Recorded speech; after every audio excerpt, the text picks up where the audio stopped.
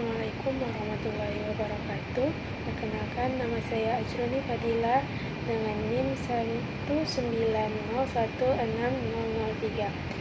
Pada kesempatan kali ini saya akan mempresentasikan terkait laporan pelaksanaan asistensi mengajar di SMA Negeri 110 Koto, Kabupaten Tanah Datar. Yang pertama yaitu pengenalan asistensi mengajar. Asistensi mengajar merupakan program yang memberikan pengalaman awal bagi mahasiswa dalam membangun suatu kepercayaan diri, jati diri sebagai calon pendidik, memantapkan kompetensi akademik kependidikan, membangun kreativitas, keberanian yang tinggi dalam membangun bidang keahlian calon pendidik. Tidak hanya dalam kegiatan pembelajaran, tetapi mahasiswa akan dilibatkan secara utuh mengenai administrasi sekolah, manajemen sekolah, serta kegiatan lainnya di luar pembelajaran. Program asistensi mengajar terdiri atas bidang yang pertama, akademik penyusunan perangkat pembelajaran, 2. Kegiatan administrasi sekolah yang berhubungan dengan kurikulum, kesiswaan, 3. Non-akademik meliputi pengembangan program pembinaan ekstrakurikuler siswa, pengelolaan perpustakaan, serta adaptasi teknologi dalam pembelajaran yang meliputi pembuatan media pembelajaran, digitalisasi instrumen penilaian, dan implementasi lainnya dalam teknologi pembelajaran. Yang terakhir yaitu kegiatan lain yang relevan sebagai capaian pembelajaran mata kuliah. Asistensi mengajar memiliki tahapan sebelum terjun langsung ke lapangan, yang dimulai dari pemilihan lokasi sekolah, observasi, pengantaran mahasiswa, dan dilangsungkannya kegiatan pembelajaran di sekolah yang sudah disediakan. Observasi dilakukan dengan semua mahasiswa dari jurusan atau prodi. Kegiatan observasi dilakukan secara berkelanjutan yang meliputi observasi proses pembelajaran dan kegiatan manajerial, serta observasi potensi pengembangan sekolah. Kegiatan observasi di sekolah bertujuan agar mahasiswa memperoleh gambaran mengenai proses pembelajaran yang dilakukan di sekolah serta kelengkapan sarana dan prasarana yang menunjang proses pembelajaran. Program Studi Pendidikan Bahasa Sastra Indonesia merupakan salah satu program studi yang memiliki keunggulan dalam bidang ilmu pendidikan dalam merancang sebuah kegiatan asistensi mengajar sebagai bagian dari program Merdeka Belajar Kampus Merdeka. Dengan keunggulan tersebut, maka Prodi Pendidikan Bahasa dan Sastra Indonesia memfasilitasi mahasiswa untuk mengambil bentuk kegiatan pembelajaran asistensi mengajar pada satuan pendidikan. Satuan pendidikan yang dimaksud adalah tingkat SMP dan SMA di 5 kabupaten atau kota, yaitu Kabupaten Padang Pariaman, Kota Padang, Kabupaten Solok, Kabupaten Tanah Datar, dan Kabupaten Pesisir Selatan. Dalam hal ini, saya memilih Kabupaten Tanah Datar sebagai tempat pelaksanaan asistensi mengajar, yaitu tepatnya di Sekolah SMA Negeri 110 Koto.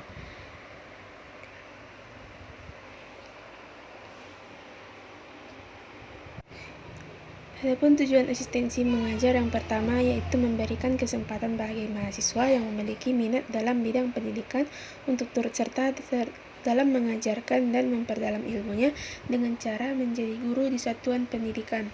Yang kedua, membantu meningkatkan pemerataan kualitas pendidikan serta relevansi pendidikan dasar dan menengah dengan pendidikan tinggi dan perkembangan zaman.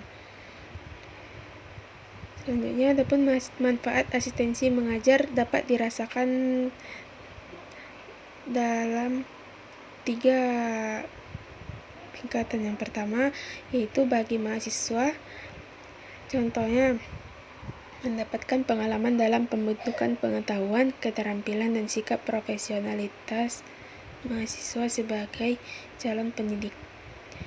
Bagi sekolah, yaitu menciptakan kerjasama yang saling menguntungkan antara sekolah tempat praktik dengan program Studi Pendidikan Bahasa dan Sastra Indonesia di Universitas Negeri Padang.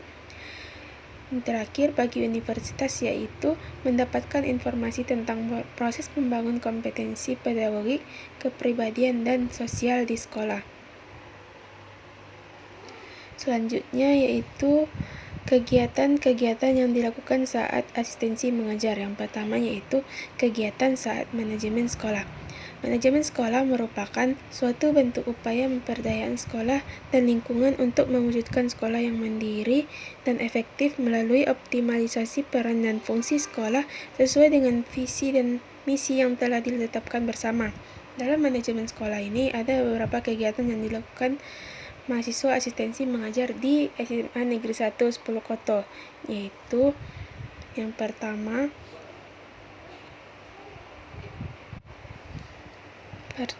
yaitu kegiatan piket PBM dan perpustakaan. Pada bagian ini mahasiswa asistensi mengajar di SMA Negeri 1 10 Koto membantu atau berpartisipasi dalam kegiatan piket PBM. Adapun kegiatan-kegiatan yang dilakukan yaitu yang pertama kegiatan upacara dan kegiatan rutin religi di sekolah. Pada kegiatan upacara dan kereligian yang rutin dilakukan setiap mingguan, saya ikut serta dalam membina, membantu, dan mengontrol siswa bersama guru-guru yang ada di sekolah, sehingga siswa terlihat tertib dan lebih hikmat saat mengikuti kedua kegiatan ini tanpa adanya tindakan yang menyebabkan kegaduhan yang sifatnya mengganggu orang lain. Selanjutnya, manajemen perpustakaan. Ruang perpustakaan SMA Negeri 1 10 Koto tergolong luas dan bagus untuk perpustakaan tingkat SMA. Perpustakaan ini memiliki kapasitas penyimpanan buku yang luas sehingga dapat menampung berbagai jenis buku dengan jumlah yang banyak.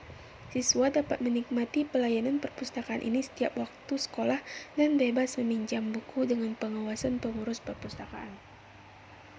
Sejak diberlakukannya kurikulum Merdeka kelas 10, pengurus perpustakaan bersama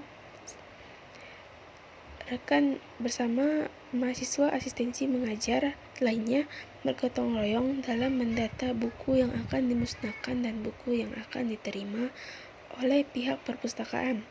Buku yang sudah didata akan dikumpulkan dan disusun, kemudian dikirimkan ke percetakan kembali untuk didaur ulang. Kegiatan ini berlangsung selama 1 minggu lamanya. Selanjutnya yaitu piket PBM. Pada piket PBM, saya dan rekan asistensi lainnya berpartisipasi dalam mendata siswa yang tidak hadir ke sekolah. Pada kegiatan ini, mahasiswa akan berkeliling dalam mendata siswa yang tidak hadir sekaligus meminta gerakan amal seikhlasnya kepada siswa. Kegiatan ini bertujuan untuk melatih sifat kedermawanan siswa dalam membantu sesama. Selain itu, kegiatan asistensi mengajar pada piket PBM dilakukan dengan mendata siswa yang telat hadir ke sekolah. Bagi siswa yang telat akan diberi hukuman setimpal, kemudian memberikannya kesempatan untuk masuk ke kelas. Selanjutnya yaitu kegiatan rapat bulanan. SMA Negeri 1 10 Koto selalu mengadakan rapat bulanan yang rutin dilaksanakan setiap awal bulan untuk melihat laju perkembangan manajemen sekolah setiap bulannya. Apakah lebih baik atau lebih menurun. Hasil rapat akan didiskusikan kembali untuk perbaikan sekolah ke depannya. Selanjutnya yaitu berpartisipasi dalam kegiatan tahunan sekolah. Dalam kegiatan ini, penulis bersama Dalam kegiatan ini, saya bersama rekan-rekan lainnya, guru-guru, dan anggota OSIS bekerja sama untuk menyusun daftar kegiatan yang akan dilaksanakan dalam memperingati program-program yang dilaksanakan. Contohnya saja pada peringatan Bulan Bahasa dan sekaligus peringatan Sumpah Pemuda. Iya. Pada kegiatan ini, hal yang pertama yaitu pelaksanaan upacara bendera dan kemudian dilaksanakan kegiatan lomba-lomba yang bertemakan Sumpah Pemuda dan Bulan Bahasa. Di antaranya yaitu ada lomba menulis puisi, lomba baca puisi, storytelling, dan suji atau kaligrafi bahasa Jepang untuk memperingati Bulan Bahasa. Kegiatan ini berlangsung selama 1 hari dan didukung oleh siswa yang antusias untuk mengikuti lomba tersebut. Pemberian hadiah dilakukan pada hari Jumat setelah pelaksanaan lomba Bulan Bahasa. Kemudian ada peringatan Hari Guru. Dalam kegiatan ini, guru-guru muda bersama rekan mahasiswa ikut serta dalam pelaksanaan upacara bendera dan siswa sebagai peserta upacara. Selain itu, untuk memeriahkan acara peringatan Hari Guru sekolah mengadakan lomba-lomba yang menarik dan juga dilakukan pemotongan kue bersama semua mahasiswa dan guru-guru di lapangan upacara. Peringatan Hari Guru diwarnai dengan pemberian tema Sehari Berbudaya Minangkabau, yaitu seluruh guru dan siswa dianjurkan untuk memakai atau mengenakan pakaian adat Minangkabau tanpa terkecuali. Kegiatan selanjutnya yaitu kegiatan saat penyusunan perangkat pembelajaran. Dalam merancang perangkat pembelajaran yang terdiri, saya melakukannya dalam merancang perangkat pembelajaran, yaitu yang pertama melakukan penyusunan RPP atau rencana pelaksanaan pembelajaran. Yang kedua, penyusunan modul ajar, dan yang ketiga pemilihan media yang tepat. Dalam hal ini, saya melakukan penyusunan perangkat pembelajaran dengan dampingan atau arahan dari guru pamong untuk mengevaluasi dan membimbing perangkat pembelajaran yang dilakukan. Penggunaan kurikulum 2013 di sekolah untuk tingkat kelas 11 dan kelas 12 itu membuat perancangan RPP, media pembelajaran, materi ajar, dan evaluasi pembelajaran menjadi tidak terlalu sulit karena dilakukan bersama guru pamong yang lebih memahami kurikulum tersebut, sehingga dalam pembimbingan perancangan tersebut tidak ada kendala. Kegiatan selanjutnya yaitu kegiatan latihan mengajar terbimbing. Pada kegiatan ini, latihan mengajar terbimbing merupakan latihan mengajar yang dilakukan bersama guru pamong. Dalam melakukan latihan mengajar terbimbing, tentunya tidak merasa begitu kesulitan karena guru pamong membimbing langsung di dalam kelas, sehingga jika kesulitan dapat langsung bertanya kepada guru pamong. Latihan mengajar terbimbing 1 merupakan latihan mengajar yang sulit, karena hal itu merupakan awal mengajar di dalam kelas, sehingga banyak pertanyaan kepada guru pamong di dalam kelas dan keheningan sementara di dalam kelas antara siswa dan guru. Namun lambat laun, latihan mengajar terbimbing dapat dilakukan dengan baik dengan guru pamong dan siswa. Selanjutnya yaitu kegiatan latihan mengajar mandiri. Pada latihan mengajar mandiri merupakan latihan mengajar yang dilakukan secara mandiri di dalam kelas. Latihan mengajar mandiri dilakukan setelah masa bulan asistensi mengajar berlangsung.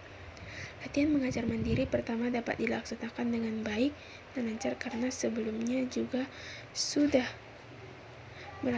berkenalan dan juga sudah mengamati karakter dari siswa yang akan diajar, sehingga interaksi selama kegiatan pembelajaran berjalan dengan lancar. Sekian yang dapat saya sampaikan.